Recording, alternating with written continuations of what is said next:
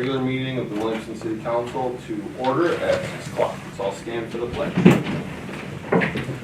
Pledge allegiance to the flag of the United States of America and to the republic for which it stands, one nation, under God, indivisible, with liberty and justice for all. Holly, can we have a roll call, please? Ludwig. Here. Haynes. Here. Jenkins. Here. Belsberg. Here. Rhines. Here. Gilroy. Hanson. And here. You're just very efficient. That was impressive. No wasting time. That's, Someone's coming straight from the ice cream wow, shop. look at that. Look, looking for approval of tonight's. Make a motion. Oh, I'm sorry, you're right. Go ahead, Scott. I was gonna make a motion. Is it time? We need, yes. I'll make a motion to accept the agenda as presented. We're going, I jumped ahead. Can I'm looking for a motion to excuse Mayor Gilroy. I'll move to excuse Mayor Gilroy. Second. All, I'm sorry, all, it's an all in favor? Aye. Opposed? Seeing no one, motion passes. Now I'm looking, Can I be wishy-washy on that? Is it? you know, I think we've already, We're already. that water's gone through the gate. Just one. Okay. Looking for approval of the agenda unless there's any changes that need to be made. Move to approve. Second. That's a, all in favor? Aye. Aye. All opposed? Seeing no one opposed, motion passes. Okay, now we've reached our point tonight for our first audience participation. I'm going to remind our council members that we're not going to engage in audience participation. This is the audience's time to bring things to our attention that they would like to. And if at the meeting's over, you'd like to talk with anyone or anything like that, that's your time to do that. But do we have anyone that would like to come forward for audience participation? Please come up to the podium, state your name, and you'll have 5 minutes to tell us what you'd like to tell us about. Thank you. Hello, everyone. I'm Byron Aldrink. And I think a few of you might know me.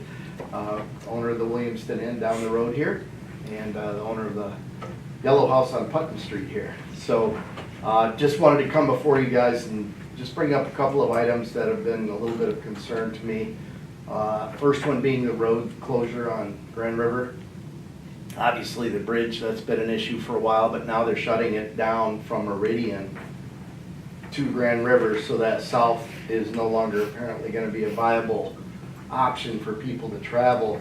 I've been in touch with one of the construction folks, and they said they're really not ready to have that road closed yet. So they're kind of closing it prematurely. Sometimes you do that because you want people used to getting the change prepared for it, okay.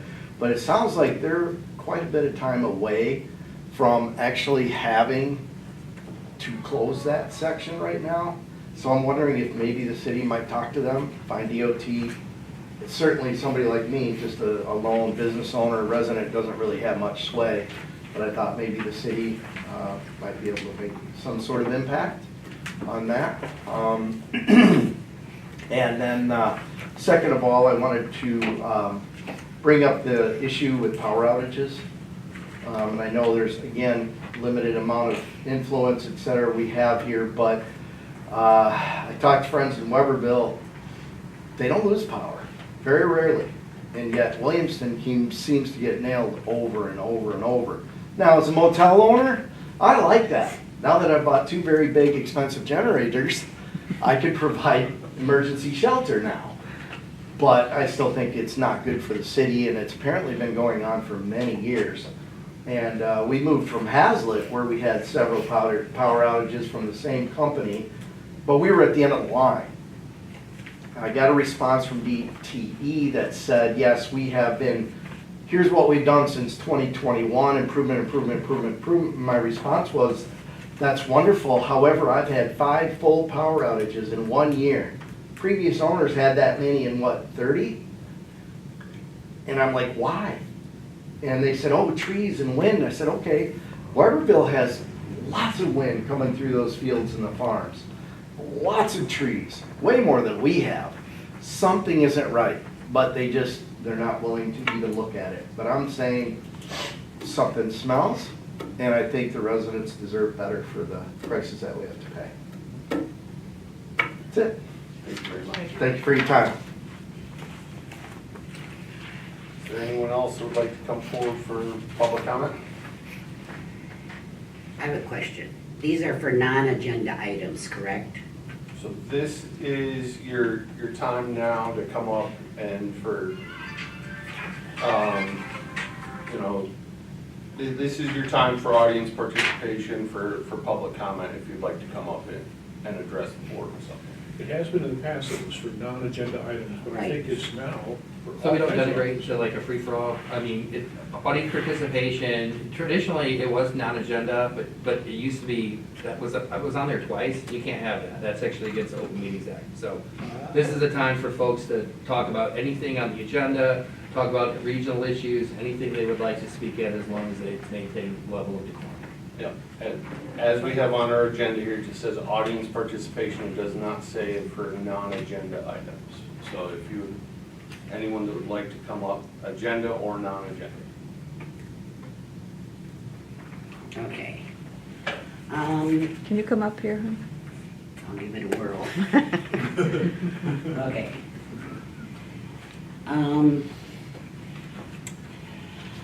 My name is Terry Campbell, and I'm here about the golf carts. And some of this, I had written a letter and provided it to the packet that you guys should have all received. And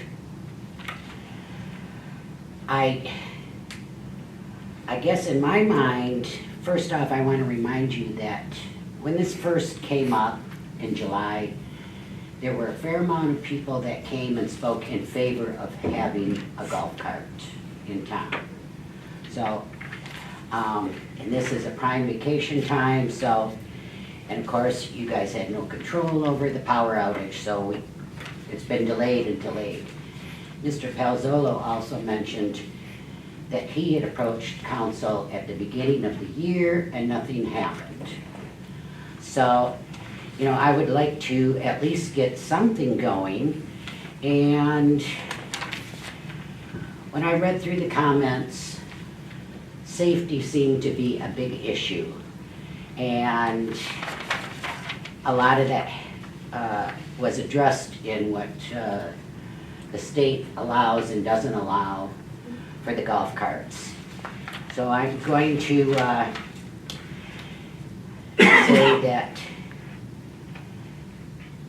these two items, which I have the little scooter here and the bike, are allowed on the roadway with no questions asked because they fall under the sort of the bike category.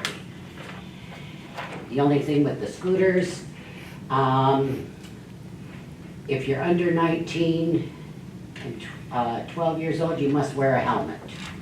Otherwise, you can, just like as a bike, you can wear one or not wear one, the same as if you're riding a motorcycle. That is your personal choice. I would, first off, I wouldn't ride a motorcycle, but that is their choice. And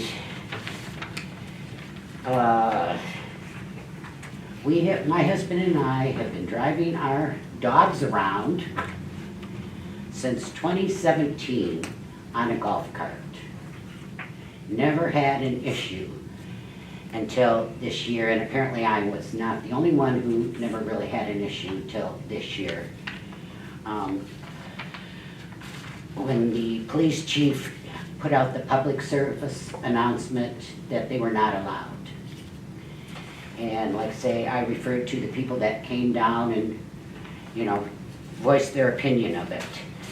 Now, you'll have to kind of forgive me, hopefully.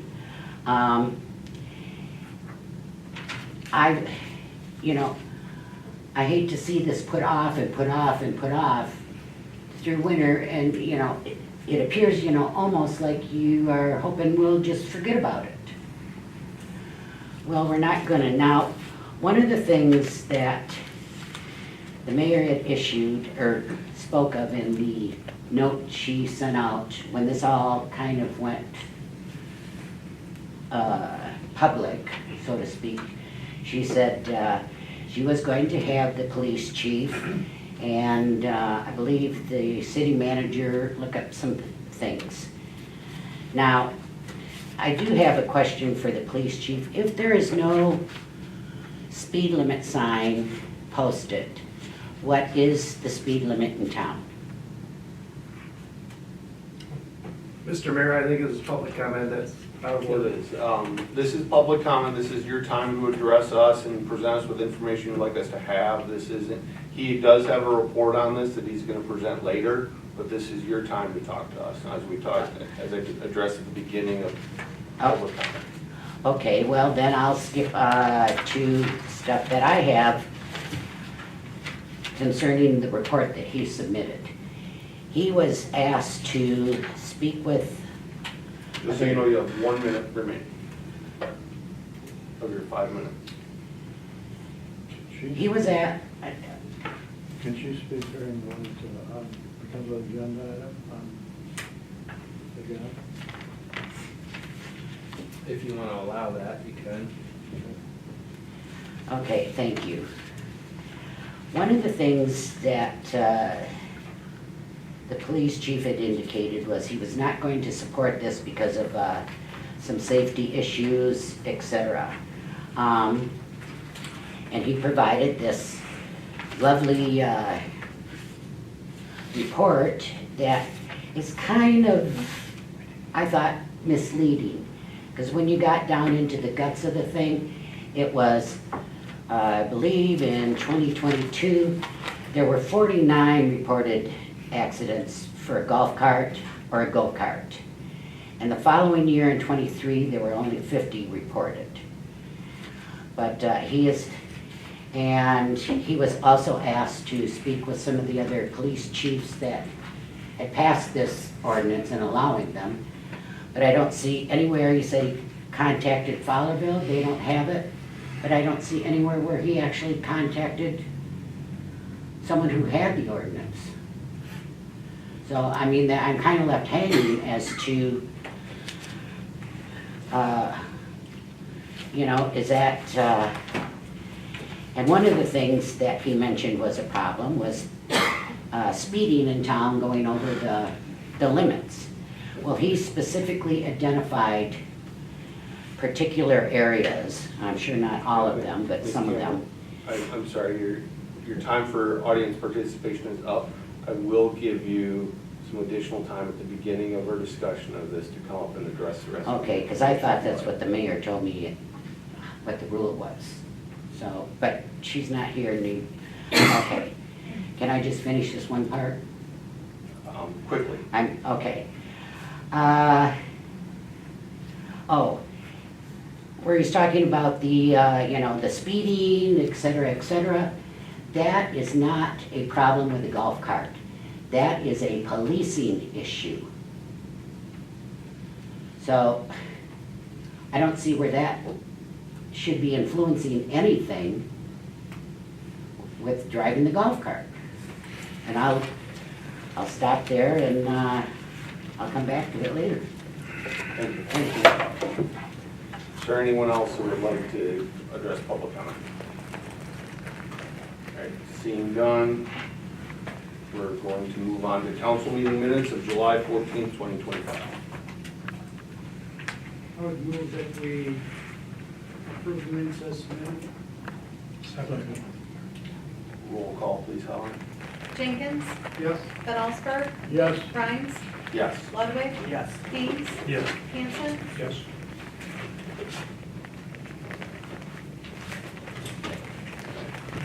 Moving on to accounts payable, Councilman Hanson, you had an opportunity to look over our accounts payable. Yes. This episode of Where Did All That Money Go is, I had a question for City Manager Hannafin about the sweeping. We were sweeping the streets, we were paying people to sweep the streets. Turns out our street sweeper is under repair. So that's why we had those extra bills there. But we did spend about $1,000 on street paint, which I think is great because all these white lines out here, they're looking fresh, they're looking crisp, and hats off to DPW. Water main breaks, just for information for people on the council, water main breaks cost about $4,000 per break. That's just a standard kind of a thing. And police badges cost $175. So, okay. But those are my only comments. And so I will move to approve accounts payable. Checks number 78502 to 78518 and ACH 1676 to 1695 for a grand total of $59,749.27. Second. Roll call, please. Van Osberg, Yes. Rhines, Yes. Ludwig, Hanson, Yes. Haynes, Yes. Jenkins, Yes. Hey, hold on, hold on. There's two accounts payable. There's the one for the meeting that we missed and the one for the meeting that we have now. So, And can I, again, can we address comments from the chair? Yeah, thank you. so, city manager, will we need two motions for both of those, correct? Yeah. So we'll do the ones from the meeting that we had to miss, and the one from tonight. So, I do not have a copy of the ones from last meeting. So I don't know what the number is. They're in this packet. Oh, look at that. Oh, boy. Let's see. That's for July 28th. so your page 7, page 1 would be the accounts payable from the July 28th meeting. This is August.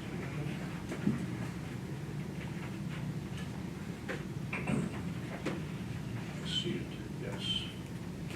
And this one, my only comment, I think, was that it was 25% of the budget was sent to ad valorem tax payments to other governmental units.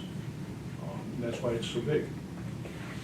So I will make a motion to approve checks 78,466 to 78,496 and ACH 1651 to 1675 for a grand total of $154,757.54. Looking for seconds. Second. Roll call, please, Holly. Van Osberg, Yes. Rhines, Yes. Ludwig, Yes. Hanson, Yes. Haynes, Yes. Jenkins, Yes. Okay, now we'll need for August 11th, today's meeting, that's on, we already did them, so we're good, we don't have to review that.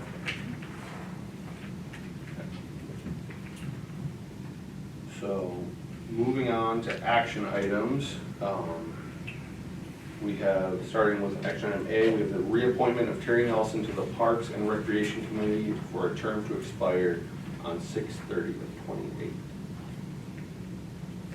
I make a motion to reappoint Terry Nelson to the term that expires on 6/30/20. I'll second. Roll call, please, Holly. Rhines, Yes. Ludwig, Yes. Hanson, Yes. Haynes, Yes. Jenkins, Yes. Van Osberg, Yes. Now we have memo in our packet regarding asphalt repairs for the East City Lot, West City Lot, Depot, and McCormick Park. I'm going to turn this over to City Manager Hannah. Thank you, Mr. Rhines. So we had bid asphalt repairs in May of 2025 for work that was done in the previous fiscal year. And in discussing with the contractor right way, he gave us a very favorable price back in May. They had agreed to hold their unit price for a number of projects that we have. One of them, there's a slight increase, and I'll explain that in a minute. But the three projects are the depot, and that's a complete reconstruction the West City lot, which is the lot immediately on the other side of our building here, and you can still see some of the paint. It's not a full reconstruct, but there's some spot replacement. And then the East City lot PD, which is this lot out here, and it's the full lot, including the alley. The quantity was such that the price went up, the unit price went up about 51 cents per square foot, but still an excellent price. And those are all DDA projects. They were budgeted for in the current fiscal year, the DDA budget for projects. And the total DDA cost would be $72,406. There's a 10% contingency, which is always a good idea for street or reconstruction projects. So that would also be included in the requested motion. The other project is the McCormick Park small lot, and I think I put a picture in there in the packet and kind of highlighted what we would be doing. It's the eastern edge of that parking lot. It's been compromised, and with erosion, it's starting to really undermine the east edge of that parking lot. So we'd be replacing a portion of that, and then also a portion of the walking path from the parking lot, the big parking lot in McCormick, almost to the Y where it goes around by the play structures. And so that would be a full replacement for that. Really what's happened there is tree roots are starting to undermine. There's a lot of trees in the park, but in that area in particular. So if you ever walk that, you can see it's getting kind of rumbly. So all that said, what we're asking for tonight is approval for the $72,406 for the parking lots and the DDA with 10% contingency, and then $13,583 for asphalt removal and replacement of McCormick with a 10% contingency there. As I said, all of this is in the current fiscal year budget, and I've included the line items that those would be charged to. And this would be, if this goes forward, this would be 2 motions, correct? That's correct. Do you have any questions, any comments? I'll make a motion to approve $72,406 for asphalt removal with a 10% contingency of $7,200. Second. Holly, roll call, please. Ludwig? Yes. Hanson? Yes. Haynes? Yes. Jenkins? Yes. Van Osburgh? Yes. Rhines? Yes. And I would move that we approve $13,583 for the repair for McCormick Small Park and to the Great Way Asphalt. Second. Holly, roll call, please. Ludwig? Yes. Hanson? Yes. Haynes? Yes. Jenkins? Yes. Van Osburgh? Yes. Rhines? Yes. Next, we have a DPW vehicle purchase. We'll turn this over again to City Manager Hannaford. Thank you, Mr. Rhines. As we discussed in our visioning session in February, we'd be requesting the purchase of a DPW pickup. We did include that in the budget for the current fiscal year. So the action requested tonight is the authorization to make a capital purchase of model year 2025 4x4 Chevrolet Silverado pickup truck with standard bed and an amount not to exceed $49,365. That bid form is attached. We are part of the My Deal, which is the state of Michigan purchasing cooperative, and so the pricing is through leveraging their contracting year to year with different vendors. Happy to answer any questions you may have. The last Public Works truck we acquired, I must have picked up, but that'd be a horrible pun. The last one we got was in 2022. And this one will be replacing, I think the vintage of the one we're replacing, I think it's a 98 or 99. So it's Unknown well past the So sorry. John, I know that familiar with the state purchasing process. Did we or could we go and try to secure bids from a more local provider vendor than going to Grand Rapids? We could, but there's not a car dealership in town, so I guess I'm less conscious of that. I mean, there was a used car dealer, but that's not exactly the same. So, I mean, we could, but I mean, this was going through the My Deal, this was the best price for that model pickup. Do we have any other questions? No questions. I'll entertain a motion. Make a motion to approve model year 2025 4x4 Chevrolet Silverado pickup truck with a standard bid in the amount not to exceed $49,365. Holly, roll call, please. Ludwig, Yes. Hanson, Yes. Haynes, Yes. Jenkins, Yes. Van Osberg, Yes. Rhines, Yes. Holly, roll call, please. Oh, I'm sorry, you just did roll, I'm sorry. I had moved on to stick my head on the next one. So next, we have first reading of the ordinance to amend the City of Williamston zoning ordinance. We'll again turn this over to City Manager Hannah. Thank you, members of council, Mr. Ryan. So there's a lot in this, but there's a lot of words and a lot of documents to do some very important but very simple things. We've been discussing for a couple of years now about the Williamston Road Overlay District and revising that map and defining it really on the zoning map, but also working on the removal of drive-throughs as a permitted use from Lynn Road to industrial. And so this first amendment, text amendment to the zoning ordinance as approved by the Planning Commission after public hearing was held, would do just that. And there is a memo from our city attorney on that, and there's also the memo from our planning consultant at McKenna outlining the details for that. So, and the way that's presented as with Article 7, it's also, it shows what the amended text would look like if approved. The other portion is to the buffer and screening requirements in the multiple family residential office and commercial districts, and it's enhancing the setback from 15 to 20 feet in those districts where currently the setback is only 15 feet when it's commercial to residential. So this would improve that by 5 feet. And it also cleans up, it provides a new table and makes it a lot more user-friendly. So those are the first reading, this is the first reading tonight, and those are the amendments to the zoning ordinance.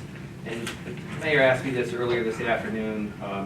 This is not the end-all be-all sum of any or all text amendments. These are ones that the Planning Commission have been discussing for a while, and we thought the timing was right to put these in place because we don't think that much of that will change as we go through the rest of the master plan. I have to answer any questions you may have, but there is the action item tonight to accept the first reading and set the second reading for the August, I guess that would be the 25th meeting. Any questions, comments? Go ahead, So Terry. this is part of the master plan upgrade That's kind of correct. thing? Yep. John just got this book of ordinances. Is it part of that as well? That we're kind of looking at trimming down ordinances that aren't necessary? So there's a couple things, and this is some of the I guess maybe the discontent with some of the site plans that were approved in that area on the Williamston Road overlay is the disconnect between what the master plan says. The master plan is your aspirational document. It does lay out the zoning map, but the actual text is how the rules are applied, like how high, how tall, how many parking spots, lighting, things like that. So this is the first batch of text amendments. We don't anticipate having, dozens, but there may be a handful more. But anything that will be brought, this isn't calling things that this board may think is unnecessary or not needed anymore. This is more making improvements to our existing zoning ordinance. And on that point, if you will recall, there was a lot of consternation from the public about the new businesses. And one of the things that we had to say to the public is that the zoning ordinances didn't allow any way to prevent what we were wanting to prevent. So we had to go through that process of changing the ordinances, and I believe that this is doing that. And as it relates to the next item on the agenda, this wasn't an easy process, and it's been a long process, and the goal is to make sure we get input from everyone and then try to make as sound of a decision as we can related to that. Not everyone's going to agree, but my part for saying that is when we get to the golf cart issue. I don't think that it's an immediate type answer that individuals are going to be happy with. I'm happy that we were able to take some time and now get the ordinances so that they are what most of the public have indicated they desire in that area. Anyone else? I have a couple comments. So with the buffering text amendment, to me is a big deal here. That's going back as far as to when D&G moved to Putnam. There was an issue with buffering between residential and commercial there. A lot of discussion happened with Dollar General and buffering between Dollar General and Plymouth Landing. This text amendment helps a lot with that, especially with all sides. That's a huge deal. With the no drive-throughs, I find this one pretty interesting. Because when I first got onto council, there was a persistent rumor in town that the city had put into an ordinance that there were no drive-throughs allowed anywhere in town. And that was actually one of the first things that I asked the then city manager was, hey, do we have this thing? This is what the public believes.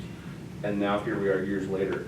One specific corridor, because that had not occurred throughout town, in a one small area. So drive-throughs would still be allowed in open area along the Grand River corridor, out closer to the highway with these things. It's just in one specific area where there would be prohibited. Right, which makes sense because we're trying to encourage walking, you know, instead of car. So, any other questions, comments? All right, so I'm seeking a motion. I would move that we approve the first reading of the text amendments to the zoning ordinance, and we set a second reading for August 25th, 2025. Second. Holly, roll call, please. Hanson, Yes. Haynes, Yes. Jenkins. Yes. Van Allsburg, Yes. Rhines, Yes. Ludwig, Yes. All right, so now we are on to the discussion item portion of our agenda. How I would like to proceed with this is I'd like to give both our city manager and our police chief an opportunity to present what they've put forward in our packet. Then I'd like to allow the public to finish with what comments and questions they have. And then I'm going to go through each council member. And each council member is going to have an opportunity to voice their comments, and we'll have a discussion from there. Before, we also have a letter from Mayor Gilroy, and before I start the council portion of our discussion, I'll read that into the record.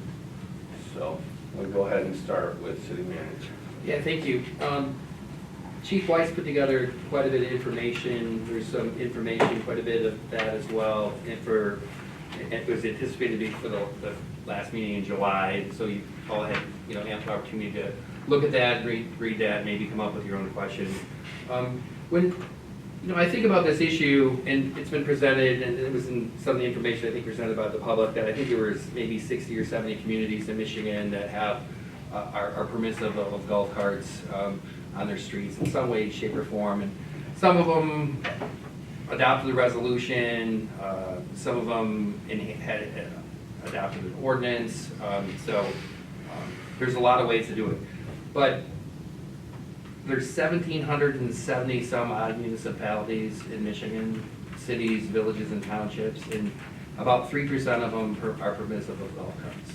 I think it's important, comparison's the root of all significance. And then if you pull that down into locally, and I don't know if the chief's research with talking with Mason, one of our police officers who used to work for us is a Sergeant Mason, and then our chief reached out to him to ask them how their golf carts ordinance and permitting golf carts is going, so he can share that data with you. So Mason's an example locally of a community that's similar in demographics. It's a little bit bigger than we are. They're permissive of golf carts. Fowlerville, although not in Ingham County, similar demographic, actually similar situation, because their main street is exactly the same as ours, which is Grand River M43. And their discussions were in the last couple of years, and they decided not to move forward with that. So in the end, I mean, this is one of those policy decisions.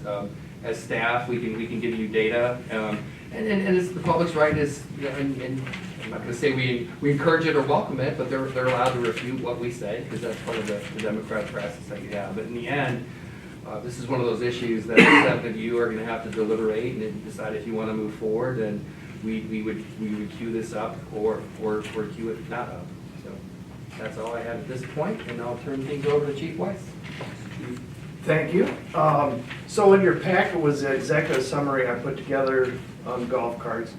The mayor asked that I give data on safety and crash data and compared some local agencies. So I did that, and you've read the summary.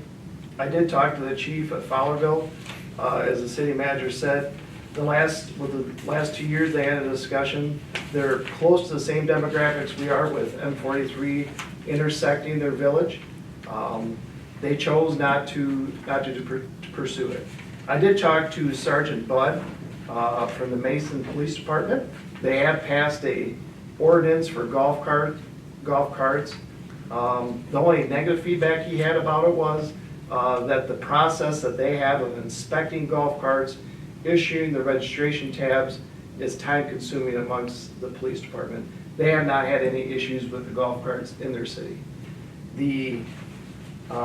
Again, I can take any questions you may have, but the summary speaks for itself.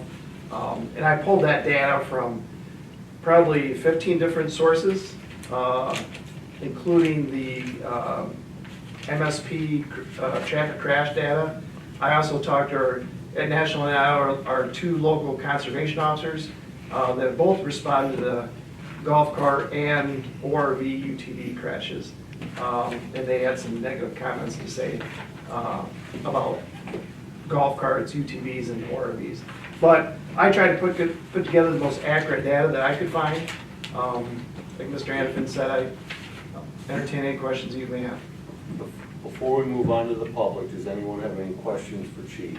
I have a question that could pertain to you, the chief of the city manager, and that is that, do you know if anyone has established some kind of agreement with golf carts and got it going and then decided, hey, this is a bad idea and stopped?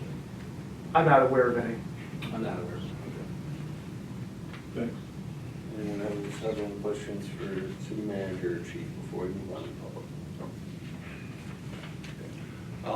Ms. Campbell, Just if I could, I think it's important to allow the public to have the discussion, but I don't think what we should get into is like, quasi hearing at Congress where we're cross-examining each other. I don't think that's productive. I agree. I think Ms. Campbell, we offered the opportunity to finish the questions that she had, just finish giving us the information she had. Anyone else that has a statement that didn't give it earlier, but we're not going to do a whole lot of back and forth.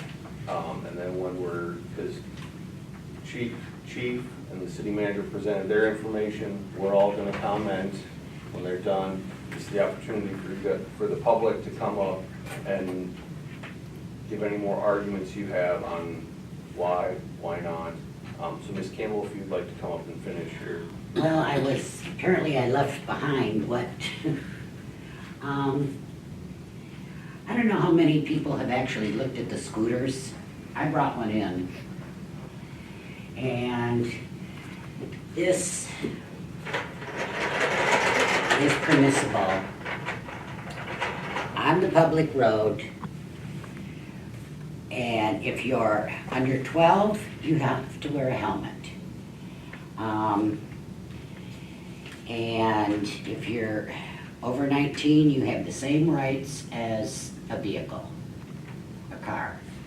So I brought this because not everybody has seen these. They kind of remind me of little mosquitoes buzzing around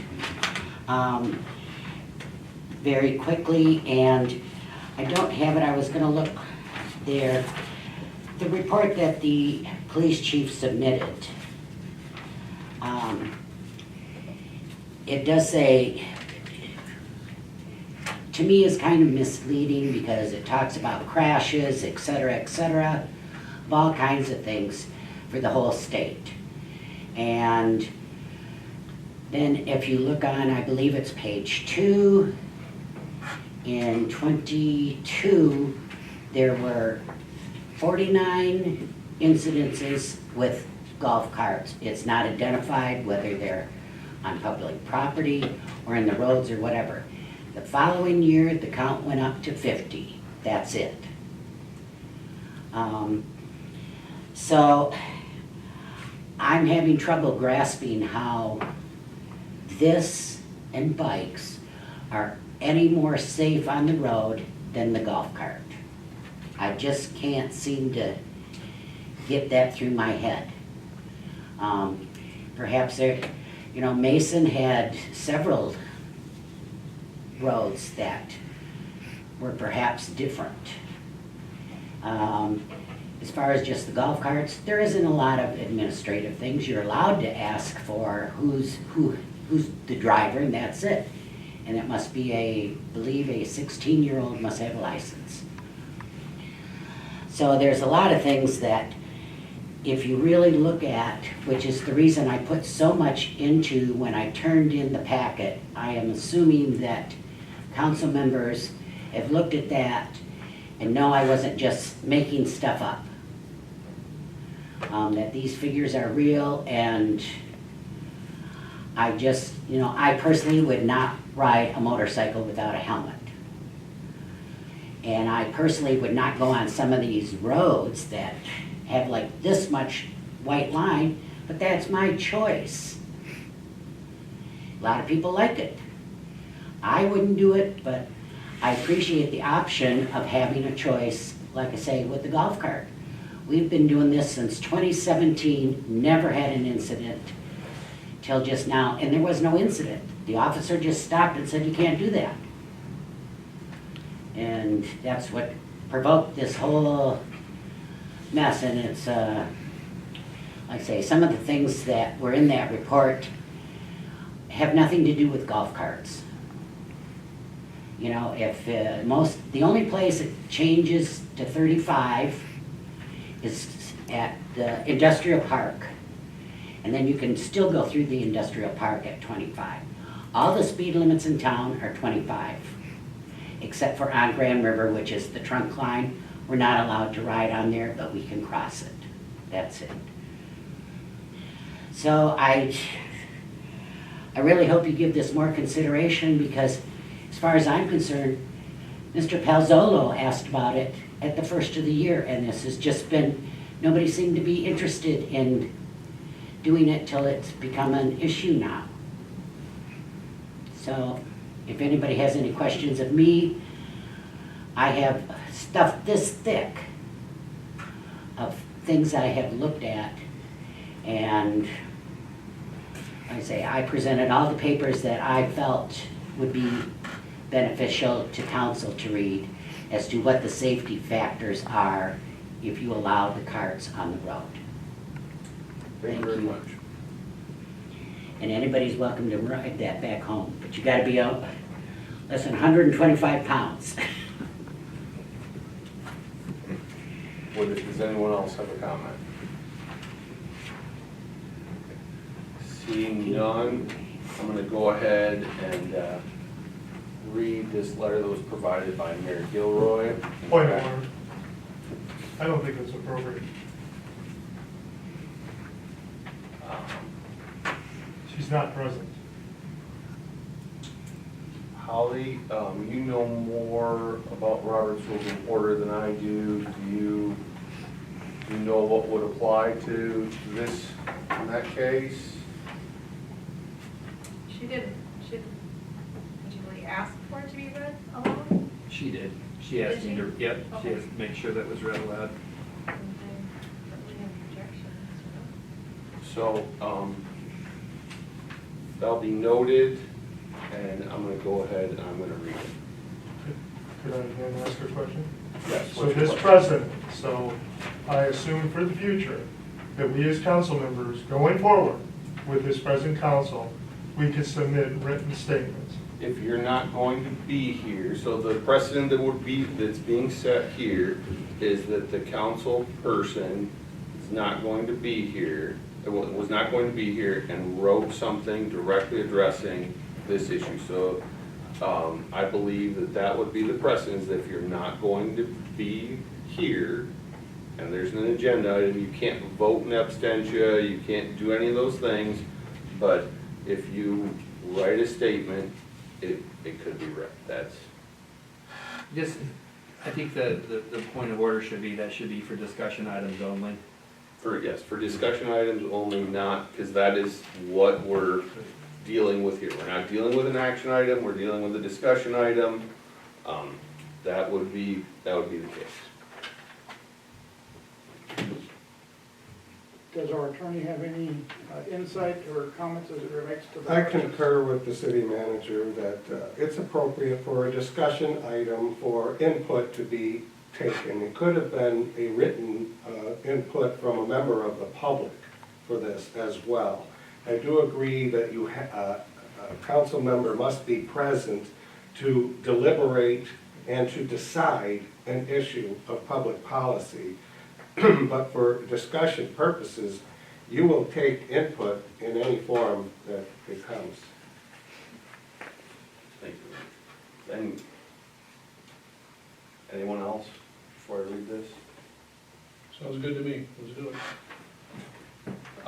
From the desk of Mayor Gilroy, subject opinion on the potential for regulated use of electric utility vehicles, electric powered carts.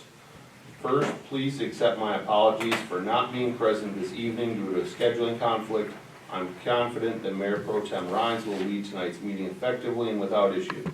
That said, I would like to share my thoughts regarding the current topic under discussion, the potential for allowing and regulating the use of electric utility vehicles, EUVs, and electric powered carts within the city of Williamston. I want to reassure our city staff, including our dedicated Williamston Police Department, as well as our residents and business owners, that we are committed to examining all relevant data and facts as part of this decision-making process. My primary concerns are as follows. Number one, community differences. Every community is unique in its demographics, policies, and geography. What may work well for one municipality may not be appropriate for another. We must ensure that any decision we make fits the distinct needs and characteristics of Williamston. Number two, geographic accessibility. If we choose to move forward with allowing regulated EUVs, use a big if, we must recognize that a significant portion of our residents, particularly those living on the western edge of the city, west of Deer Creek, near the Churchill Downs neighborhood, would be geographically excluded due to the lack of the accessible or allowable paths into the city. This raises concerns about fairness and equity. Number three, speed limit discrepancy. EUVs are typically limited to a maximum speed of 25 miles per hour. This presents a challenge as many of our city streets have higher posted speed limits. This discrepancy could lead to traffic flow issues and driver frustration, potentially compromising road safety. 4. Vehicle type restrictions. Should we move forward, it is crucial that we clearly distinguish between electric powered carts and gas powered vehicles, such as 4x4 gators or side-by-sides. Gas powered vehicles are louder and could introduce additional nuisance concerns. This discussion must remain focused solely on electric powered options that minimize noise and environmental impact. In conclusion, I urge all involved to consider whether this initiative serves the entire community, emphasis on entire, residents, business, future homeowners, and guests, or merely the convenience of a select few. Any forward movement must include strong, well-considered regulations that prioritize safety, equity, and overall well-being of Williamston. This is not a matter to be rushed. I look forward to the continued thoughtful discussion and future development on this important topic. Respectfully, Mayor Gilroy. So that is her discussion on this. I'm gonna go ahead, before we start the discussion, does anyone have any more comments for the city manager or the chief? All right, see, Very interesting. And, you know, for me, when you look at the 5-year-olds, like, even one instant is too much. And then I really looked at, with the golf carts, like when you have the bikes and you have the scooters, okay, and they're on the side of the road, which that is your choice to be on the side of the road in a 55 mile an hour, 45 mile an hour zone, whatever it is. Cars can go around you. If you're on a golf cart and your max speed is 15 miles an hour, what is that car? I mean, that's, you know, you're on some high-speed zones. That's a lot harder to go around. And plus, you can hold up traffic. And that causes a lot of concerns too, just, you know, just because we want to ride our golf cart. So for me, in this discussion, it's something that I would side with the police chief on this one. Councilman Oliver? Yeah, for me, I would, okay, first of all, it could go either way, and you can see that there's towns have accepted it, other towns have, et cetera. But for me, I would prefer to work it out. I think there's people in town who are in vulnerable situations who potentially are gonna get out and be able to go places and do things that they couldn't otherwise. And even if there's only 5 of them, I would prefer that we work this out. That's my preference. But if the council decides not to, I get that, okay? I mean, it's clear you can go either way on this and make a legitimate argument. But I would prefer to go through the process to work it out. Councilman Haynes? Yeah, I thought the discussion here and then going forward should be twofold. Whether we want to address to going to a resolution. Mm-hmm. If there is no impetus for that and the majority doesn't want that, then there's no need to discuss which items to have in a resolution. But I'm in favor probably of the sentiment that Councilman Van Ellsberg has of working it out. But I'm also, after reading the chief's report, it gave me pause. I was glad I had the extra time to do some thinking and research.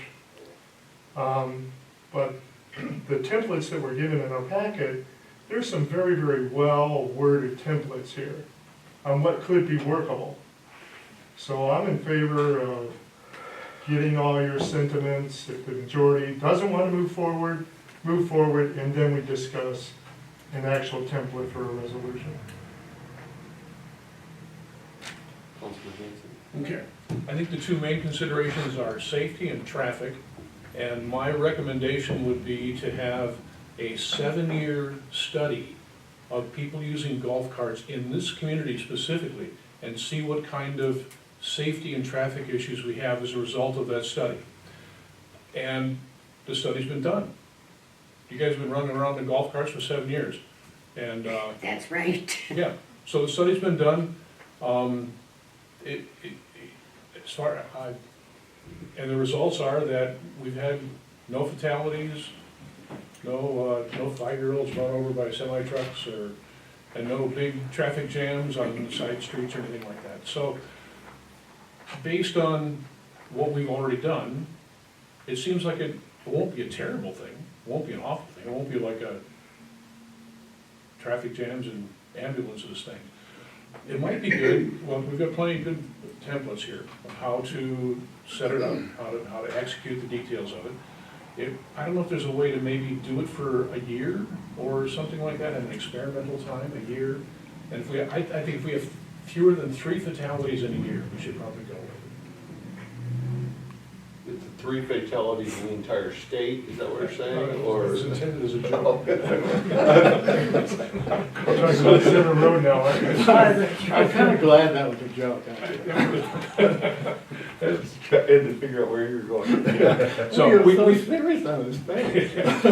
had a 7-year study, okay? We've had a 7-year study, and there are no fatalities, no accidents, no traffic jams, no nothing. I mean, and it's only a few people that are gonna do this, and they're not Most of them are old enough to not be stupid, okay? So, I understand there's a couple of teenage girls running around town in a gas-powered thing that's a problem, but that's not relevant to this thing. So, because we've had such an extensive study, I think we've demonstrated to ourselves that we can do this, and the safety and traffic results will be minimal. That's my statement. Councilman Jenkins? I concur with the first part of what Terry indicated as far as safety, that should be the number one cause of our body to be looking at.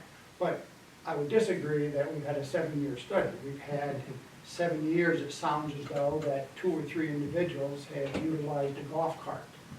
We have not had a 7-year study when it's been illegal to have golf carts. So if we pass a resolution that says golf carts are legal, it may not be just 2 or 3 people. It could be 15, 30, 40 people. I think we need to be cautious on going forward and taking the 7 years where individuals thought it was legal to drive, and fortunately for us and for them, they had no accident. But I don't think we can make that as our view that that's why we're going to go forward with an approved golf cart. And I would like to know the numbers for sure. I mean, are we talking, just the 2 or 3 people, or would this expand into many more individuals driving golf carts? If we pass a resolution that says, yes, you can, that it may do that. I've talked to some individuals that are against golf carts being allowed, other citizens. And that's another challenge for this body, is that we can't always just listen to those that come on the 1s or 2s or 5s or 6s and then assume that that is the view of the entire city. So we have to keep our ears open, I believe, for that. I've heard some things saying that they don't want it because they feel there is a safety concern. But I do think that we can, as a body, or should, as a body, have a real study to talk to individuals and say, what are you trying to accomplish? See if we can figure out some numbers as to the number of individuals.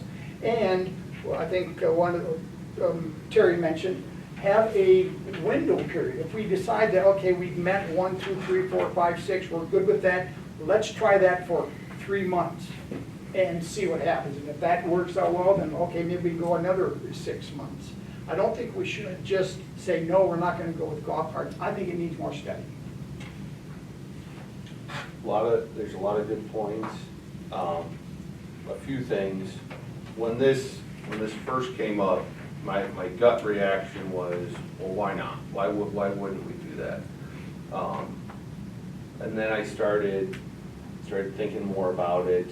I had someone, actually a state police officer who lives here, reached out to me, and he goes, somebody's gonna die, was his first reaction. And he goes, I've been on these calls, he goes, you can do it, and then when it blows up on social media that you allowed it, and then somebody died, then who wants to deal with that?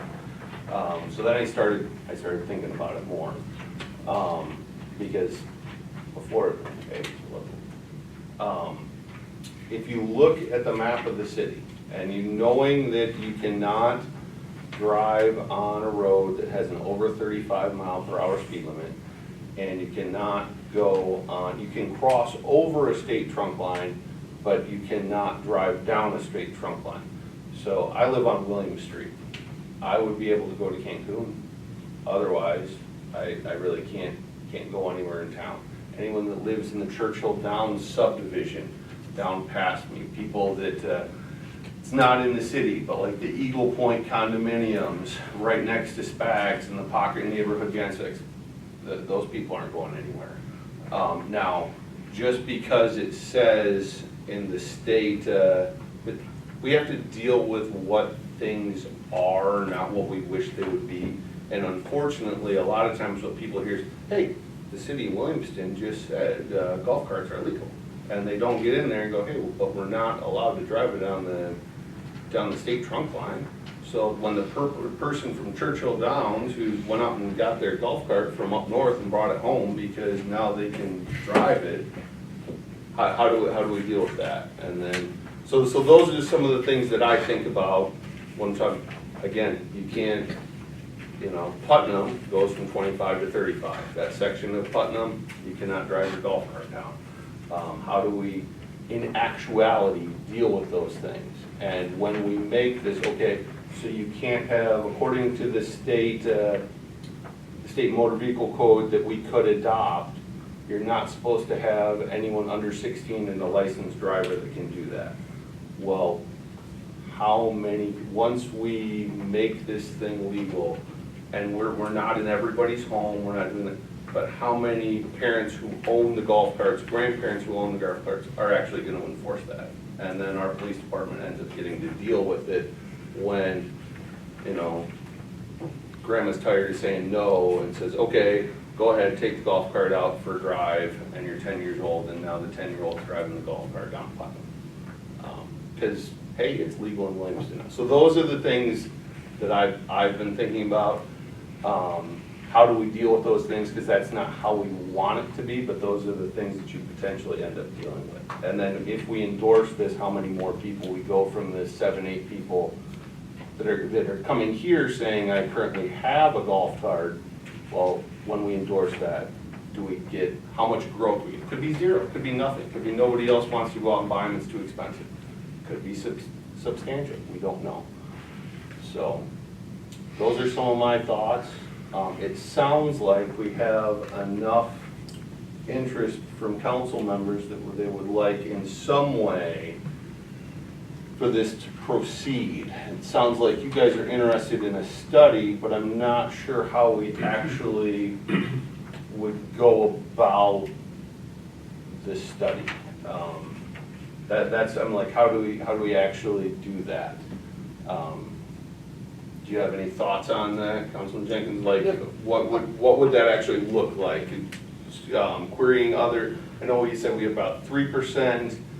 Would that be reaching out to some of those municipalities that have already done it, seeing what their statistics are, or what?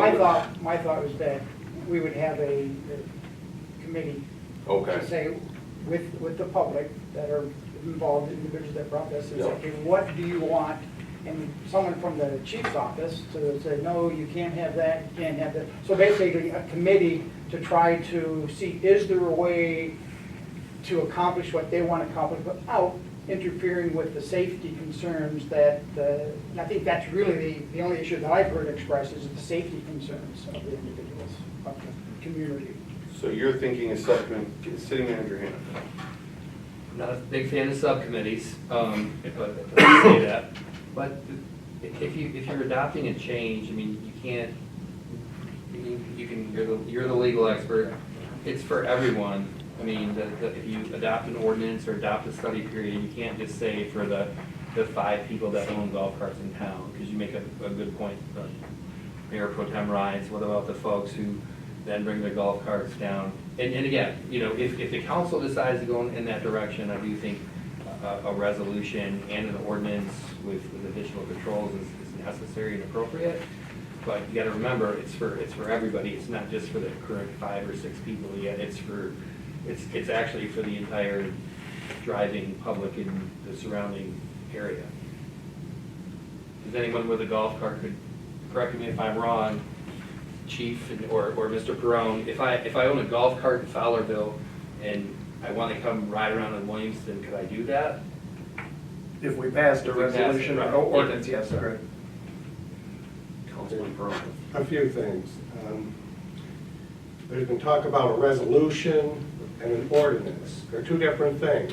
A resolution is allowable and can be done fairly quickly, but what that does is allow what state law allows. And then if there's a violation of the state law, it's got to be enforced as a state law violation. You don't have a whole lot of control then over any specifics with a resolution. On the other hand, an ordinance is something that the city can put in a number of details with regard to specifics, requirements for equipment, etc. And crash helmets, because they're not otherwise required. State law does require that an operator be at least 16 years old and a licensed driver So that's already in there, so if you did a resolution, that would be, also, if you did a resolution, you can also require a list of operators. You can't operate a golf cart in the city unless you register it. And there was mention there about, yeah, well, that entails some time and administrative work on that part, but you can't charge a fee for registration of a golf cart. So now you're doing that. So no, you could, if you had one in Fowlerville, you couldn't just bring it here and use it unless you registered it here, for instance, if you did the registration. An ordinance would also allow you to enforce it as a city ordinance, and that would have an impact on where fines go, things like that, and again, the greater detail. You can't drive it on roads of more than 30 miles an hour, and it can't be operated for more than 15 miles an hour. You can't, in general, operate on a state trunk line. You can cross a state trunk line, but you can't operate on a state trunk line unless the city has an ordinance and the city requests that MDOT authorize us to put in an ordinance the operation of golf carts on a state trunk line. And that might deal with the situation of the geographically remote areas on the west, and it may allow for the people on the east to potentially use that, although it may not be necessary. It sounds like people on the east are content with just crossing the state trunk line. But MDOT would have to approve it, and MDOT would have to solicit comments as to whether it should approve that, and it doesn't have to approve that, but the city would have to have an ordinance, and the ordinance would have to specify. And you could limit the operation to certain areas too, not just the streets that are more than 30 miles an hour speed limit. You could indicate exactly which streets you can and you can't go on. So there's a lot of more control with regard to an ordinance than simply rushing ahead with a resolution. And there was comment made about ordinances. We like to take our time and look into this. I mean, this zoning ordinance, first reading we did, it's been under study for months. And there was also reference made to, I'll call it a sunset. If you notice in the packet, Mason had a sunset. And then they went ahead, and after the sunset approached, they said, we're going to repeal the sunset. So you can put in an ordinance of this that it automatically expires after a certain amount of time, 1 year, 2 years, etc., and look at it again. Allow it to expire, or review it and repeal the expiration, or extend it. So those are all considerations, and if you're going to have a committee, you're going to want to look at everything. But the threshold issue is, do you want to go ahead and even explore allowing them? Apparently there's sentiment public to pursue that. And now there's sentiment on the other side that safety, we have no idea what numbers we're going to be dealing with.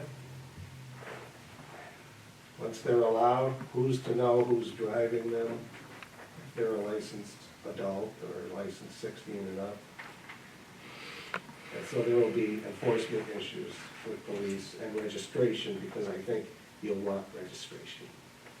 I have a question for that. The sunset thing for Mason, I'm just looking through it real quick and I couldn't find it. Oh. How long did they have it, and how long was the sunset for? Well, all I just briefly said, For a year or 2 years, or? over the last 2 years, and to remove the sunset, that's 9A, page 24.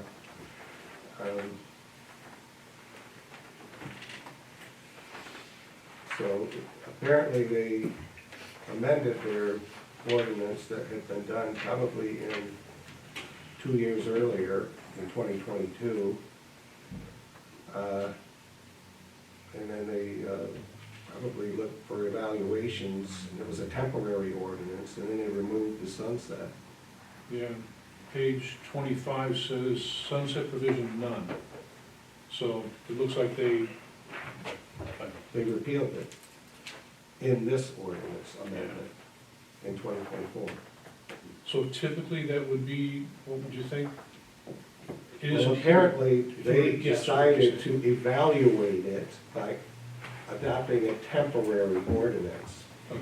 that would have expired of its own terms in 2 years. And towards the end of that 2 years, Okay. they amended it and removed the sunset, based Thank you. on their experience. But they're a different community, they have different demographics and geographics and different considerations. So, I want to ask you a question. How many streets, how many places can these actually drive around in our area? so just thinking about off the top of my head, so this is gonna end up leaving something out. But, south of Grand River, most of those Leisha, Middle, that whole area over there, that would all be permissible. Riverside, Church, without having to cross or drive down M43 or going into an area that has a 30-plus mile. So neighborhoods in the town. So Basically. everything on the west side, everything basically past downtown west, you would not be able to. People that live in Plymouth Landing, they would be able to drive in Plymouth Landing, but that's 35 miles an hour out there. They wouldn't be able to bring a golf cart into town because that's over a. There is we've looked at this pretty heavily over the last couple of months. There is a way through Plymouth Landing, and it's not coming through Mr. Jenkins' neighborhood, but there's a way for both of those to get onto surface streets and bypass North or South Putnam heading north. It comes through my neighborhood. Correct. There's an old road back there, and it's effectively abandoned, and there's a gate in one of them, there's some bollards, but you can get through there pretty easily with a golf cart. You can do it with a pickup, but don't do that at home, please. So, I'm not in favor of this. I don't think it's right for Williamston, but unless I'm wrong, speak up if I'm wrong, it sounds like there's enough other people that wanna look at this. Personally, if we're going to look at it, I think we need to be looking at, registration, which it sounds like we can't charge for registration. That would have to be a free service offered by the police department, which takes up officers' time. And it sounds like we can't recoup any of that. And we need to be looking at an ordinance, not just adopting a resolution. And that's me thinking that without, and I'm not in favor of it, but is anyone else, those are the things I think that if enough other people are in favor of it, we need to start looking at those things. Is there anyone else?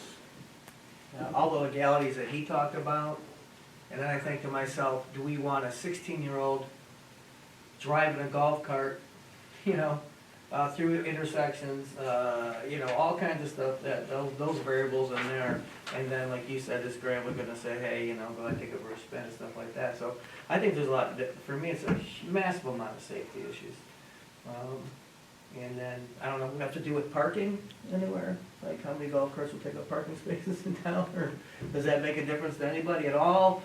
I myself, I've almost been picked off 4 times on this corner walking with drivers, let alone a golf cart gonna make a turn and somebody does not see them. Who knows? I mean, really. One accident, and then, if you think about that, one accident. You said like, if there's not more than 3 fatalities, I think, it was a great joke. It was intended to I say- know, but it made me think about it. Like I said, one fatality is enough. One 16-year-old kid pops off and gets slammed, do they have seatbelts? Yes, they do. Okay, stuff like that, okay, so rollovers, crashes, that, if you get hit by a car in one of those, are you gonna live? So you're gonna let a 16-year-old come up to the intersection in a car, but you're not gonna let him do it in a golf cart? We're not gonna do a whole lot of back and forth. He's looking at me asking. I know. I know, I'm talking I to- needed a question okay, about seatbelts, stuff like that. I'm talking to both of you. Yeah. Um, You could So- address that to me, and I could address it to you. How's that? I'm good now. I just would, you know. So right now, it sounds like we've got two that are in favor of not going forward. Councilman, I would be in favor of further discussion. you're in favor of further discussion? Further discussion? Further discussion, so, discussion, further review. so we want to do a review, but what, I guess what I'm trying, we need to give some direction to What are city we staff. reviewing? What are we reviewing? Are we I Are we think should looking at- review- I think we should review the 7 years of safety and crash data that we have for Williamston, because it's specific to Williamston. And specifically golf carts in Williamston. We have plenty of data on that. I think if we, I'll be honest with you, Councilman, if we had that data, Chief would have brought it today. If he had had specific incidents in Williamston where, but a lot of these go unreported. I had ORVs as a kid, I crashed them, we never called the police. Because I didn't want my dad to take away my mini bike, okay? So I think if we had data in Williamston over the last 7 years, we can task them with going to look for that. I don't think you're gonna find anything. I think that's a useless, Yeah, I do have one more comment on the safety. So I mean, we're all familiar, because we drive, of how dangerous it is to be on a motorcycle. I mean, but people make the choice to drive a motorcycle. We all know it's dangerous, but they make the choice. I don't see the difference with golf carts.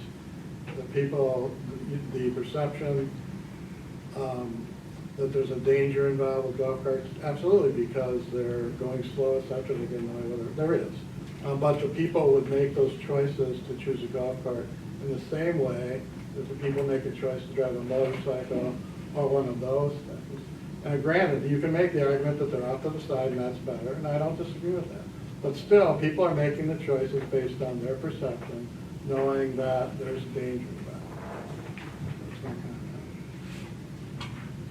So it sounds like we're resolved on further discussion. we are. So, well, I guess I don't know if What- there's anything you can do a study of though. that's what I'm saying. So I guess I'm gonna throw this out there. If anyone else thinks wants to add something, thinks this isn't what they want, raise your hand. But I think what we're talking about is asking staff to put together, because we've already got the data set. They already put together the best data they've got, in my opinion. Is we're looking at crafting what the thought would be is a good ordinance with a registration program. And then when that is put together, then the 7 of us will look at it and figure out what goes from there. Is that? That's reasonable. in my opinion.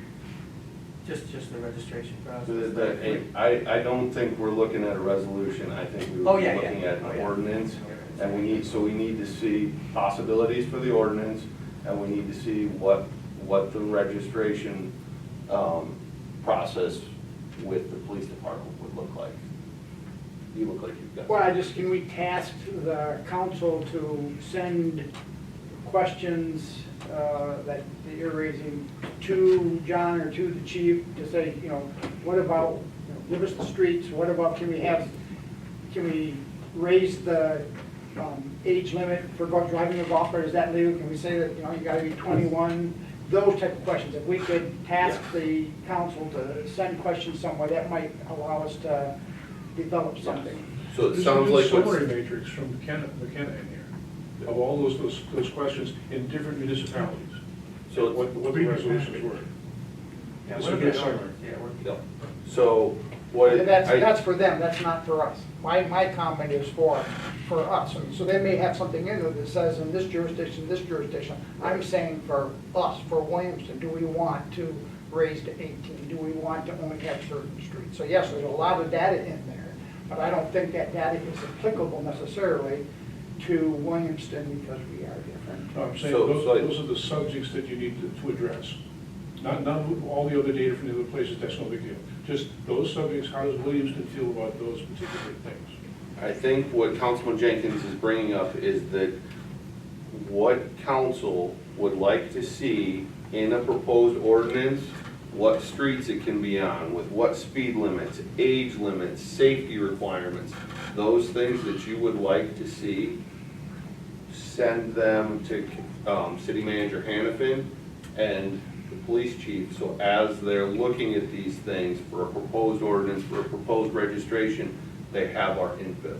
So send the what you're thinking, if it's instead of under 30, if it's under, I'm just throwing out, under 25, or it's like you said, instead of 16, it's 21. Funnel those things to City Manager Hannafin, and then they'll see what we're thinking about for that proposed ordinance and proposed registration. Does that seem reasonable, City Manager Hannafin? It is, I mean, there's only so many, it seems like a lot, there's only, 10 or 11 variables, which isn't very many at all.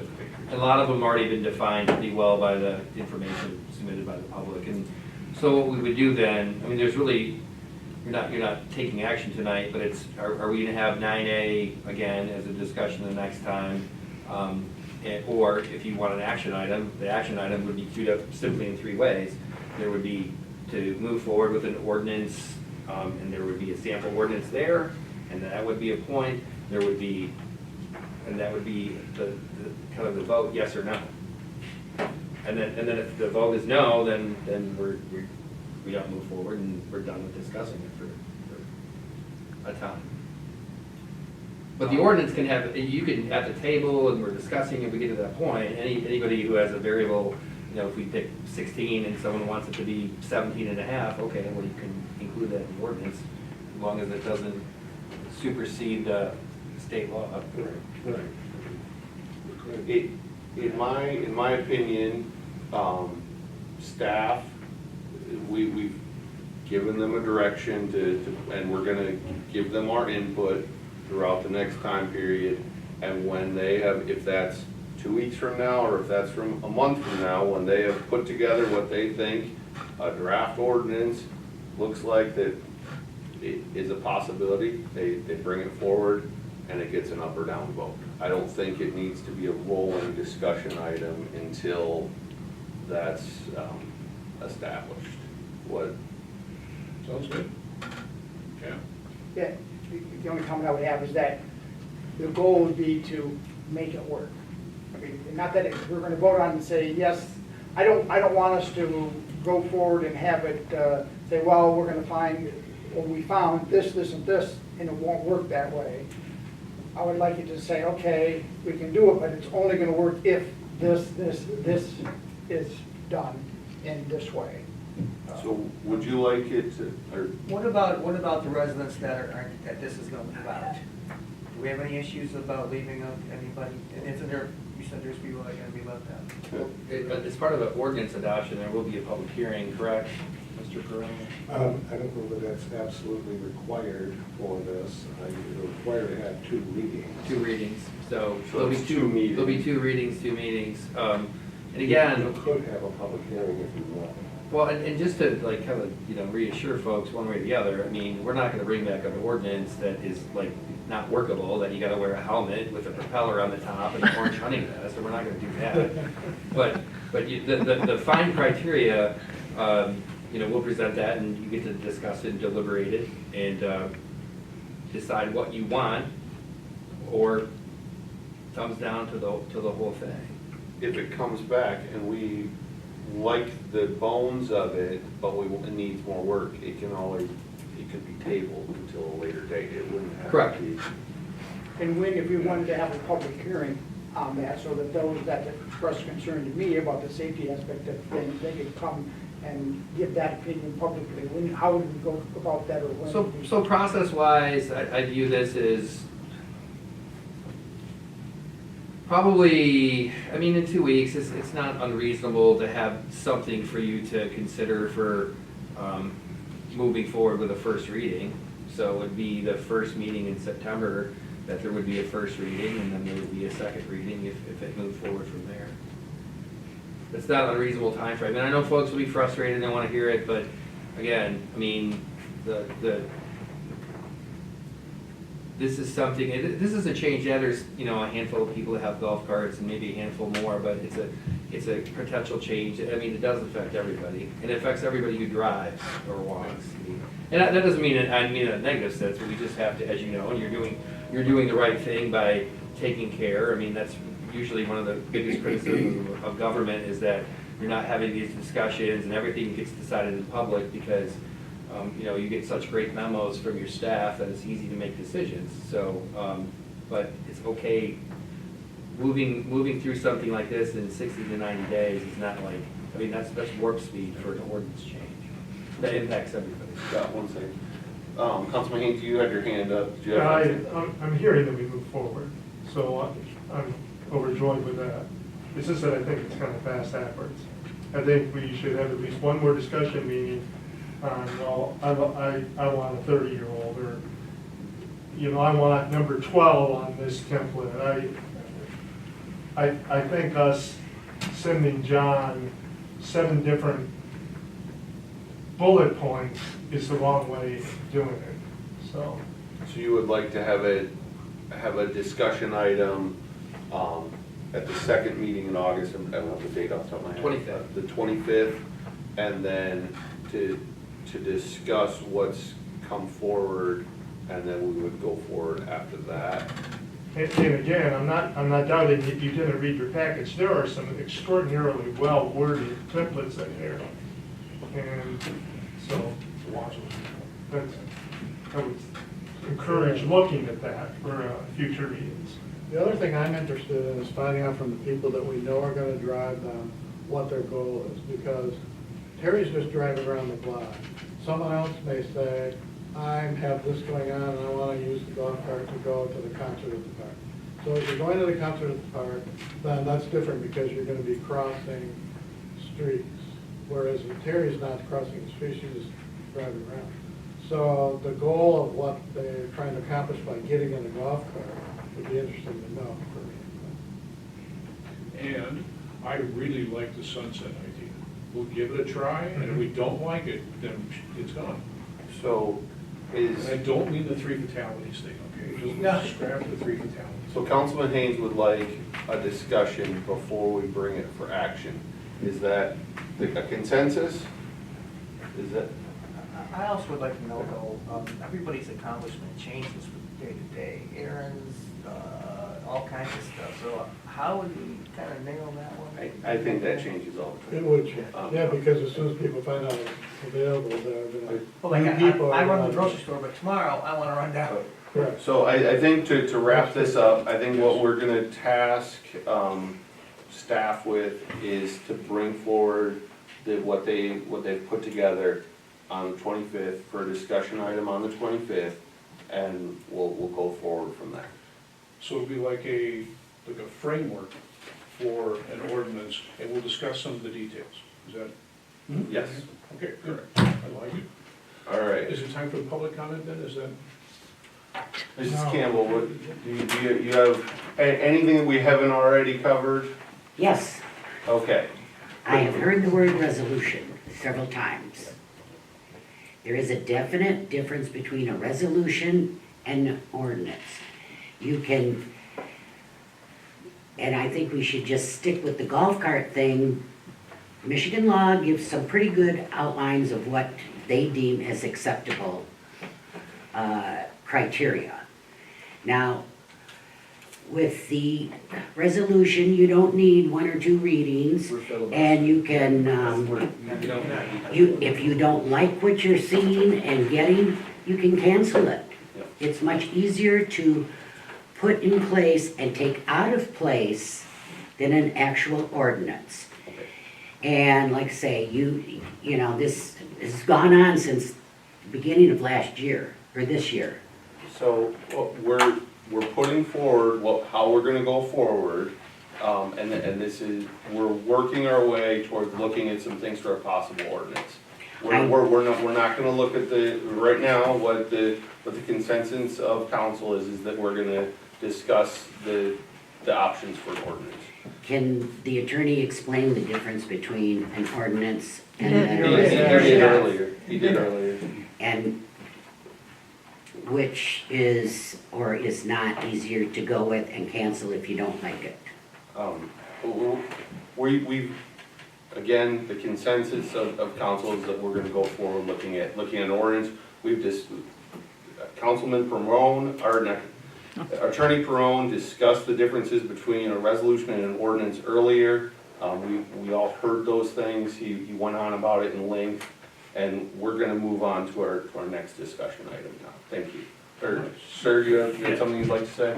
I just wanted to thank you all for taking a look, for getting into this and taking a look at it.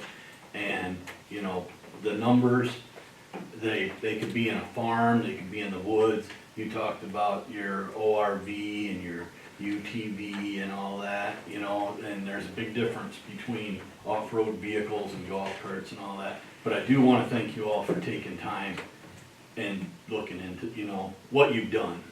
So you didn't just throw it, a no out there, so. We do appreciate it. And if you have any questions about, this is my third golf cart. If you have any questions about golf cart, you're more than welcome to, mine's brand new. You're more than welcome to come look at it. I'll take you for a ride on it. But, any questions I can help you with, I'd be more than happy to. For sure. Thank you very much. All right, we're gonna move on to construction project updates. Over to Briefly, High Street started today. They did saw cutting of concrete, which is, pretty minimally invasive. Most of the work this week will be around the sidewalks and curbs, like removals and then forms. And then milling and paving should be next week. And also this week, towards the end of the week, will be the storm line replacement, which is, keep pointing out that way, but it's just past the second drive there. And then milling, if the weather holds like it should, milling and paving next week, and then we will be finished. So that's good. We didn't really report on this, but we did do 5 manholes in various parts of town. 2 of them on Church, 1 on South Putnam, manhole right behind in the city DDA parking lot behind Zinda's, and then also the one right off. Right out the front door of Nico. So hopefully you notice the difference. You've been driving over those. Those are in rough shape for a long time. So that's about it for construction updates. Master plan update, we did talk about or had a public hearing for the text amendments, the first batch of those, and then we're back at our work at the September Planning Commission meeting to talk about finalizing the master plan. We're getting really close to being finished. And I do not have anything to update tonight on the main for safety improvements. Thank you very much. We have department head reports, so we're back over to you again. TIFA, DDA, and Parks all meet next week. TIFA should be approving the purchase agreement for the ice house that was in my written report. And then DDA, where we're talking about the projects that all of you approved tonight, thank you for that. And then purchasing banners for the winter. We did get our fall banners in. And then we're also talking about events, something that we're always doing. And then as far as parks, I'm not exactly sure what will be on the agenda for that. I have not talked to the chair for that. So busy week again next week. Thank you. Over to you, Chief. All right, thank you. I submitted the report with all the stats. The only thing I'd like to add is that I had a meeting and we are going to partner with Michigan Special Olympics for a variety of things to help them out with some funding. We're going to participate with the polar plunge that they have every year, the law enforcement torch run, and there's a thing called Tippicop where you partner with local restaurants and get funding for Special Olympics. So we're excited about that. So I have to add, the Lexipol policy implementation continues with weekly meetings. That's kind of a big project.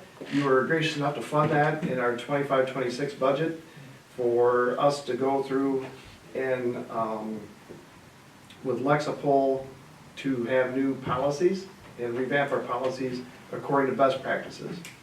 So we're excited about that. That continues with a rollout right now in December of this year. That's all I have. Thank you very much, Chief. Question? Yes. Looking at the numbers here, the traffic stops are up a bunch. And the number of citations is like almost 10 times the usual. Officer Madrano is hitting the streets. He's our newest recruit. We sent Officer Madrano to the police academy. He recently graduated in the last few months. So Okay. he's off training, Yeah. and he's doing a great job. Brand new to his position. Okay? He's bringing enthusiasm to the job. You're correct. Okay, so it's not because there's some influx of snowbirds or something like that, vacation people that are flowing through town. and- Not at all. Okay. Good. Councilman Jenkins. For what it's worth, this, I've said this before and I'll say it again, this report, the numbers right there, that's statistical gold. Thank you for doing it. Appreciate it, thank you. Yeah. National Night Out. We had a great job. The officers did a great job. It was the biggest national night out we've had yet. We had a lot of people that attended, like Granger Waste Management. The garbage truck was a big hit with the kids. CATA brought a bus this year. Dean Transportation. Hudson had a very large tractor there. Uppercut Tree Service did a great job. So we estimate the crowd was bigger than ever, and I think we dispersed about 1,600 hot dogs. So we gauge our people that attended based on our hot dog consumption. So it was a great, everyone did a great job. Great job, Chief. Yep. Right. We have our building department's report is in our packet from Livingston County. Lots of activity in there. There's a couple permits from my house, because we had a bunch of work done there. So if you're interested in the different things that are happening building-wise in the city, you can go through those. And we also have included our treasurer's report. Treasurer Tom Mead is in there as well for your own information as you go through that. Subcommittee and committee reports. Did anyone attend a committee meeting that they'd like to report on? Yeah, we did. We had a really good planning commission meeting. We had a pretty decent turnout from the public. It was to finalize the site plans for the Raleigh Road project. And we did allow that with a contingency on moving some buildings closer to the private road within 25-foot proximity, and then we approved that. So with moving that closer to the private road that the development is putting in, is that increasing the setback from the adjacent developments? Yeah, that's a good point. There's 13 buildings and 6 of them on the plan. They're all within a foot or 2 or 3 feet, and part of it might have been just scaling on the drawing. So there's a 25-foot setback, that's front yard setback maximum. So bringing them closer to the private drive. Okay. And away from adjacent properties, even though the setback, they already met the setback. And I was at the meeting, and it saves most of the trees between the single-family dwelling and the multi-family dwelling. Most of those trees that are there right now, most of those trees are saved, which is good. And there's an additional 20 trees that are being planted between the retirement community and this development. Hopefully that appeased some of the neighbors, because I know they were very worried about that barrier, but. It was nice of him to do that, because he didn't have to do anything. So it was nice of him to go ahead and do that for them. And so hopefully they're happy. Does anyone else have a committee to report back on?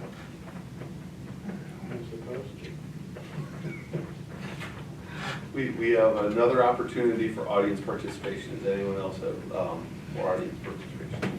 Seeing none, then you go to council member comments. We'll start down here with Councilman King. Yeah, I have a couple of potentially related things.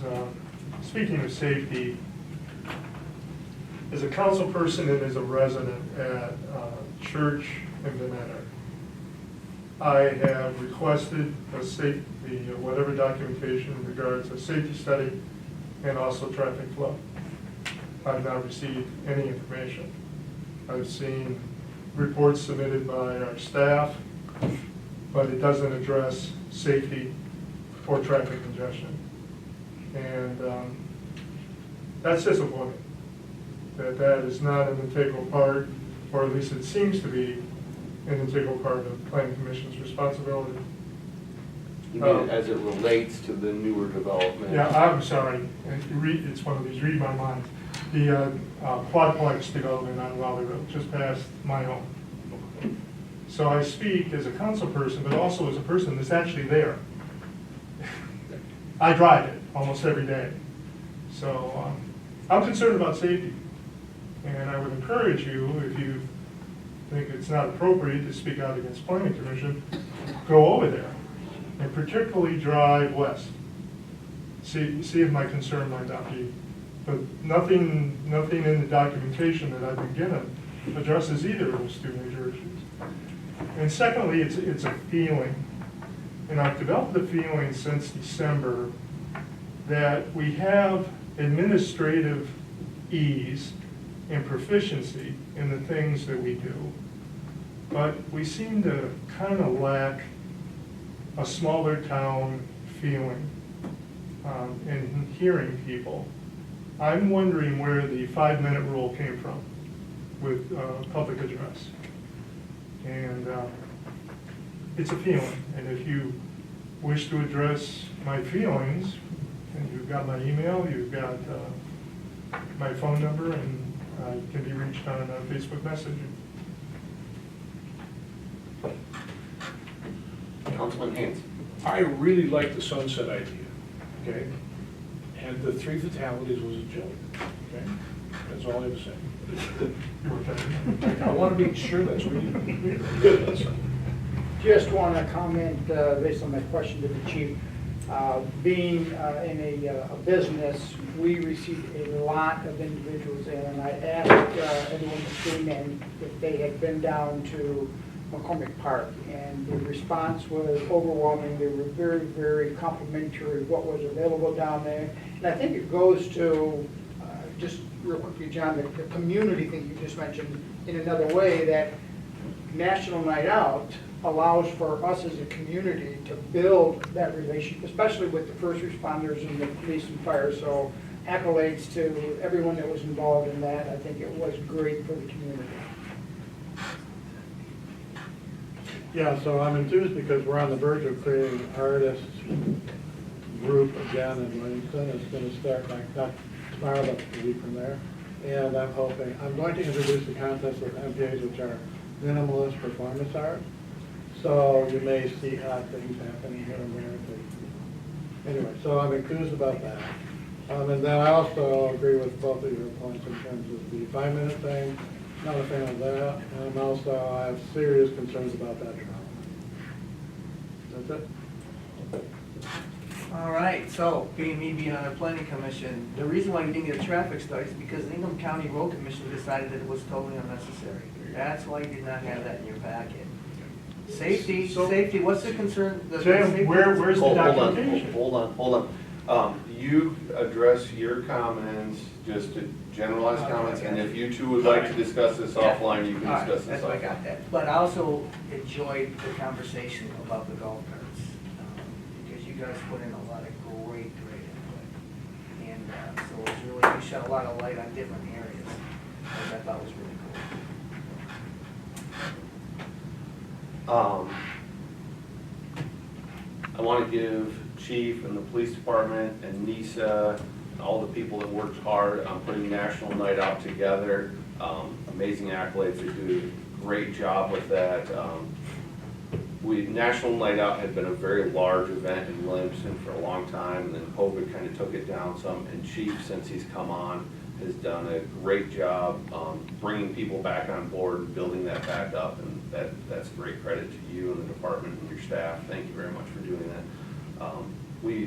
We got to see it as we drove by because we had football camp that night, Williamston Youth football camp that evening, but as we drove by, everybody was having a great time. The NISA had the fire truck out there giving everybody the shower, and it just looked amazing, and look forward to a time again when we're not as crazy busy and we can get over there again. So we've had some discussion here in Councilman in comments about public comment. A lot of different bodies do that in a lot of different ways. There are some that actually 5 minutes is the longest I've seen at a lot of public boards, I've seen a lot that do 2 or 3 minutes. If that's something we want to address, that's something we can look at, but I think there needs to be a limit, because then otherwise, eventually we have to move on with the meeting. And when, especially at their meeting a month ago, we had quite a few people here for public comment. So if everyone goes on for, goes 10 or an unlimited time period, that can become an issue. So if that's something we want to look at, but we are one of the longer, I've never seen a public body that does longer than 5 minutes. I think the school district does 3. I think Williamston Township does 3 minutes. And some of them, I think, only do 1 public comment period instead of doing 2, where we here offered it at the beginning and at the end. And So it's 10 minutes, you're actually given 10 minutes. That's correct. And we don't have to, during our discussion time, when we're doing discussion items, that's actually at the chair's discretion whether or not they allow public to engage during those discussion items that we have. So while it may seem like we were being abrupt, we're actually going above what a lot of the other boards in our area do. On that note, I think we had a lot of good discussion about the golf carts, and I look forward to seeing what comes up at the meeting on the 25th. I'm going to go ahead and adjourn this meeting at 7:46.